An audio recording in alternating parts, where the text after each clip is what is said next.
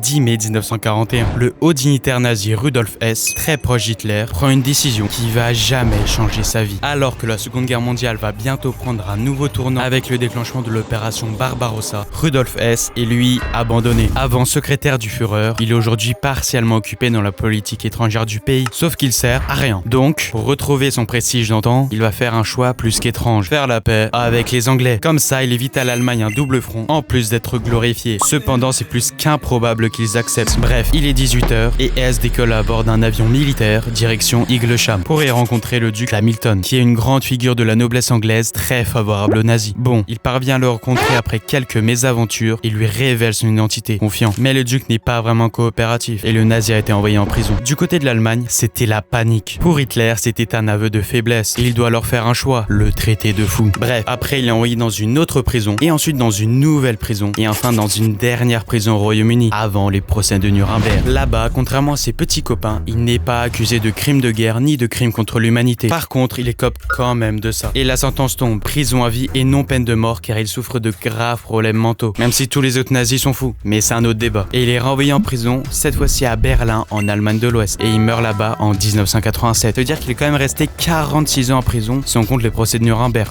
Perso, j'aimerais pas y rester autant de temps, mais dis-moi si toi tu le veux. Bref, abonne-toi, c'est que le début.